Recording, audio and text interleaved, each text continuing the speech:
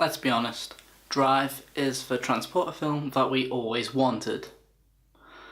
Subtle, meaningful, violent, and above all, good acting.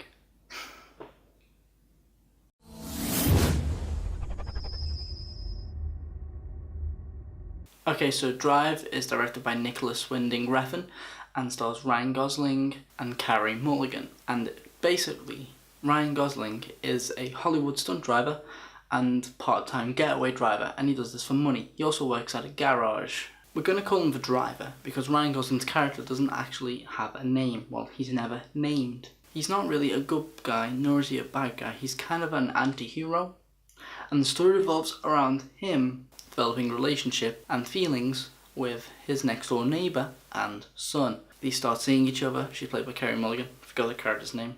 Great review, I know. But when they start seeing each other, her ex-husband comes back from prison and moves in again. And what we have is Gosling getting involved with the husband in certain deals and activities, which leads to the wife and son, next door neighbour, getting in trouble. And Gosling has to protect them. Now, the film is very artsy. It's not an action film, it's more of a dramatic thriller. There is some action scenes in the film, and they are very well done, but they're very far and few between, and this may turn off some viewers. Me, personally, I fucking loved it because it was so well done, and the payoff in the action scenes was fucking brutal. Like, heads pop. There's one elevator scene, it's just, wow, I don't even think Tarantino's been that brutal. Now, the cinematography is fucking amazing. Like, every shot has meaning, and every shot has depth, and every shot can be analysed by film students. It's that good. And there are a couple of shots in particular where the story is told completely visually, and you know exactly what's going on just by the shot, and you know what's going through a person's mind because of what that shot signifies. The soundtrack is very unique and pulpy.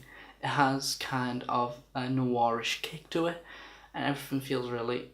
If I had to give the music a colour, it would be purple. It'd be really dark purple. It just feels really vibrant, yet soulless, yet full of violence. It really suits the film, and I never usually listen to music like that, but the first thing I did when I watched this was download the soundtrack because it is so good. Now, the story does go off a revenge trail, and whilst the story is nothing really new, there are a couple of twists and turns that I didn't really see coming, or they didn't go down how I thought they would, and that was very refreshing because the ending was very good. The way certain characters' fates are revealed felt natural to the story and not natural to the film, if you get what I mean. They happened naturally and didn't feel like they happened just to advance the plot. Now, Ryan Gosling's character is very interesting for Driver. He doesn't have much of a personality, but we can see that he's holding back such hate and such aggression that when we do see his truer, more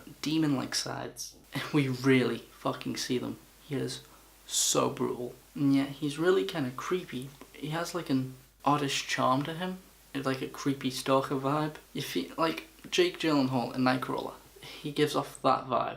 Like, he's a person who's seen self-help videos and stuff like that, you know? Like, he doesn't know how to communicate with people, but he's read on the internet, read books and stuff how to do it. That is how I describe him. Now, Carey Mulligan also gives out a great performance, and her character was really sweet. I really liked the character. I didn't want anything bad to happen to her, which is really integral to the story because we're supposed to care about her and Ryan Gosling's relationship together. And I like how, this is not a spoiler, I'm going to spoil what happens, but they don't do the relationship what I was dreading that they would do.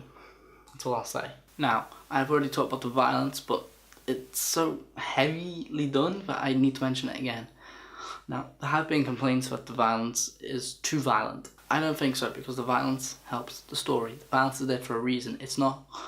It's grotesque, but it all has a purpose, and that's what I really love about it. It has meaning.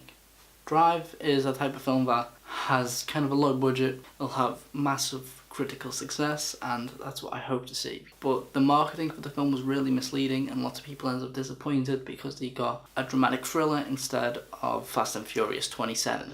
Okay? Now, if you want to see a film like this with more action, go see Transporter, But this is something deeper, and it's on a new level, really. It's very well directed, insanely well acted, beautifully shot, and has a well constructed beginning, middle, and end. And I really have no flaws with this film. I think it is one of the best we've had in years. I'm going to give it a full 5 out of 5. See you guys next time when I review Nicholas Winding Refn's second film in collaboration with Ryan Gosling, Only God Forgives. See you guys next time.